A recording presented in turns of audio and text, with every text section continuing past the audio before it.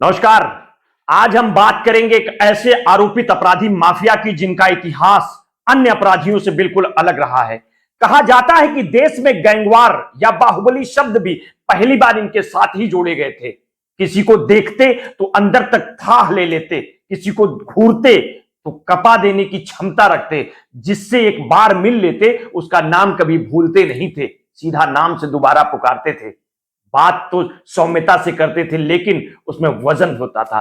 बातचीत में भी चित करने वाली चाल चलते थे। मुद्दों को बहुत देर तक नहीं खींचते थे, समाधान का फरमान जारी करते थे।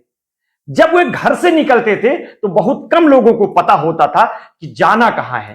काफिला कितना भी लंबा हो लेकिन आसपास केवल विश्वसनीय लोग ही पहुंच पाते थे। राजनीति में कदम रखा तो हर सरकार में लाल बत्ती उनकी चौखट पर शोभा बढ़ाती रही। वो अपराध में पूर्वांचल से लेकर पड़ोसी राज्य तक एक छत्र राज किया। वहीं राजनीति में आकर घर परिवार के लोगों को भी विधानसभा लोकसभा का मेंबर बनाकर अपने पावर पॉलिटिक्स को जमाए रखा। प्रदेश की सियासी भूमि में अपनी छाप छोड़ने वाले इस बाहुबली माफिया नेता के बारे में किसी ने बड़ी अच्छी लाइन लिखा था कि जुर्म ए संगीन का काफिया है, यूपी के जरायम का माफिया है। मित्रों, पूर्वांचल के क्राइम किंग हरिशंकर तिवारी की बात कर रहा हूं। जानिए उनके राजनीतिक सफर और सत्ता का किंग मेकर बनने की दास्तान। जब देश में इंदिरा गांधी की सरकार थी, इस सरकार के तानाशाही रवैये के खिलाफ एक तरफ जेपी आंदोलन चरम पर था, वहीं दूसरी ओर देश की राजनीति में पीछे के रास्ते से अपराध और अपराधियों की घुसपैठ जारी थी। बल्कि ये कहें कि उत्तर प्रदेश की सियासत के जरिए देश की राजनीति में बाहुबलियों की एंट्री होने की को देश की राजनीति में बाहुबलियों की एंट्री होने को बेताब थी तो अतिशयोक्त नहीं होगी। इसके लिए पूर्वी उत्तर प्रदेश में जमीन तैयार थी। पूर्वांचल में माफिया शक्ति और सत्ता की लड़ाई शुरू हो चुकी थी। 1980 के दशक तक लगभग पूरा पूर्वांचल बाहुबलियों की गिरफ्त में आ चुका था। इन्हीं बाहुबलियों में से एक थे हरिशंकर तिवारी। छात्र राजनीति में ब्राह्मणों के नेता बनकर उभर चुके थे। हरिशंकर तिवारी के सामने बलवंत सिंह बड़ी चुनौती था। हर ठेके को लेने के लिए गोलियां चलानी पड़ रही थी और एक के बाद एक दर्जनों मुकदमे दर्ज होते चले गए।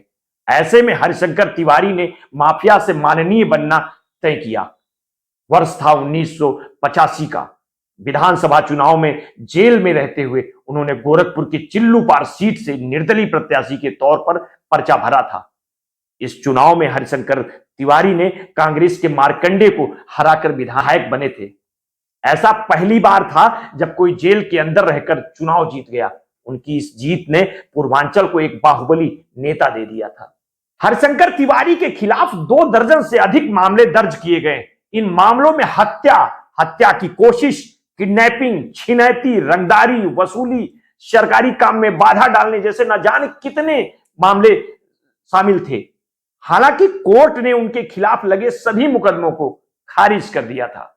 आपको बता दें कि इस तरह उनकी राजनीति में एंट्री हो गई थी। विधायक बनने के बाद हरिशंकर तिवारी की जमानत हो गई थी। इसके बाद तो चाहे किसी भी दलदार बने, वो हर सरकार में शामिल होकर मंत्री बनते रहे। गोरखपुर में ठाकुर बनाम ब्राह्मण गैंगवार का हिस्सा हरिशंकर तिवारी बने। सुर्खियों की माने तो 1979 के गोरखपुर के बड़े ठाकुर नेता कौड़ीराम विधानसभा सीट के विधायक रविंद्र सिंह की हत्या हो गई। कहा जाता है कि इस हत्याकांड को हरिशंकर तिवारी के एक शूटर ने अंजाम दिया था। रविंद्र सिंह की हत्या के बाद अब पूर्वांचल को जरूरत थी कि एक ऐसे ठाकुर नेता की जो हरिशंकर तिवारी को मजबूती से टक्कर दे सके। ऐसे में सामने आया एक नाम वीरेंद्र प्रताप शाही, जिनकी हरिशंकर तिवारी से रेलवे के ठेकों को लेकर पहले से ही अदावत चली आ रही थी। वीरेंद्र सिंह महाराजगंज में तो हरिशंकर तिवारी गोरखपुर में अपनी सरकार चलाने लगे थे।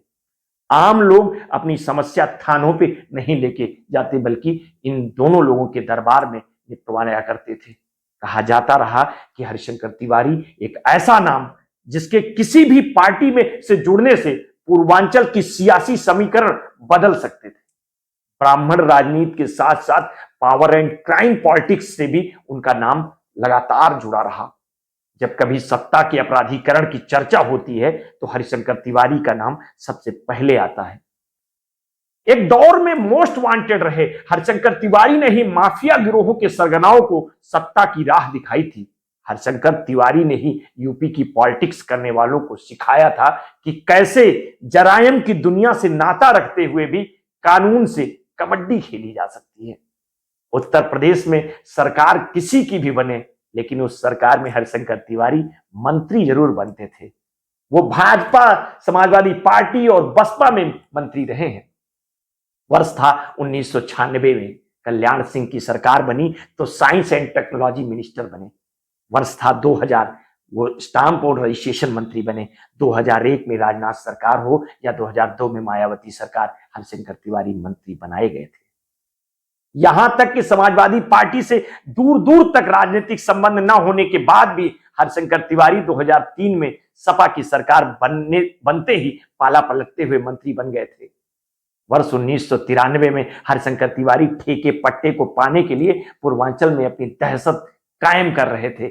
इस दौरान उनके गैंग में एक के बाद एक शूटर कम होने लगे थे।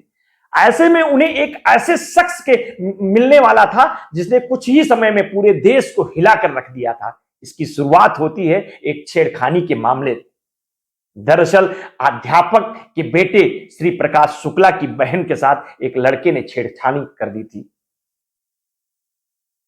ये बात श्री प्रकाश को पता चली तो उसने उस व्यक्ति की सरेआम गोली मारकर हत्या कर दी। इसके बाद पुलिस उसे हर जगह तलाशने लगी। अपने बेटे को बचाने के लिए श्री प्रकाश शुक्ला के पिता हरिशंकर तिवारी के पास गए थे, ऐसा कहा जाता है, और उनसे मदद मांगी। हरिशंकर तिवारी ने ही श्री प्रकाश शुक्ला को संरक्षण दिया था और उसे बैंकॉक भेज दिया था। जब वो वापस आया तो वो हरिशंकर तिवारी के लिए काम करना शुरू कर दिया।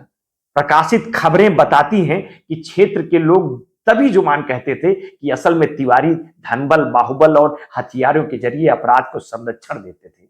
उन्होंने हमेशा मोहरों का इस्तेमाल किया। इन्हीं में से एक बड़ा मोहरा था श्री प्रकाश शुक्ला। कुछ ही दिनों में श्री प्रकाश शुक्ला के नाम से लोग धड़-धड़ कांपने लगे थे। 1997 में श्री प्रकाश शुक्ला ने लखनऊ में सरेराह महाराजगंज के विधायक और हरिशंकर तिवारी के सबसे बड़े दुश्मन वीरेंद्र शाही की हत्या कर दी थी। राजनीति में लंबी पारी खेलने वाले बाहुबली की एक हार ने उनकी पूरी राजनीतिक पारी पर ब्रेक लगा दिया। आपको बता दें कि हरिशंकर तिवारी ने 22 वर्ष तक अपना राजनीतिक जीवन में विधायक रहे हैं। इस दौरान वो 2 बार हारे। सही कहा जाए तो इसी हार ने उनकी सियासत खत्म करनी शुरू कर दी थी।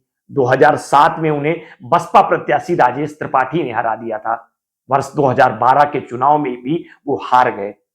इन दोनों हार को देखकर उन्होंने तय किया कि अब वो सक्रिय राजनीति से दूरी बना लेंगे। इसलिए उन्होंने अपनी राजनीतिक विरासत दोनों बेटों को सौंप दी। बड़े बेटे कुशल तिवारी वर्ष 2009 के लोकसभा चुनाव में बसपा से सांसद रहे। हालांकि 2014 और 2019 का चुनाव वो हार गए। हरिशंकर तिवारी के दूसरे बेटे विनय शंकर तिवारी 2017 में चिल्लूपार सीट से बसपा के टिकट पर चुनाव जीत गए। हालांकि 2022 में वो भी चुनाव हार गए। बाहुबली नेता के रूप में अपनी पहचान कायम रखने वाले 90 वर्षीय पंडित हरिशंकर तिवारी का बीते वर्ष 16 मई 2023 की शाम निधन हो गया था। गोरखपुर के धर्मशाला बाजार स्थित अपने आवास पर उन्होंने अपने जीवन की अंतिम सांस ली थी।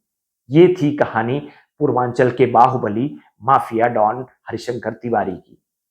मिलते हैं हम आपसे नेक्स्ट किसी राजनेता या अपराधी की स्टोरी के साथ। आप अपना ध्यान रखिए और अभी तक अगर आपने हमारे चैनल को सब्सक्राइब नहीं किया है तो कर लीजिए। और अगर आपको हमारा समर्थन करना है, हमारा मनोबल बढ़ाना है, तो हमारी इस स्टोरी को अपने हित मित्र, रिश्तेदारों, साथियों में शेयर कर दीजिए। अपना ध्यान रखिए। बहुत बहुत धन्यवाद। साधुवाद।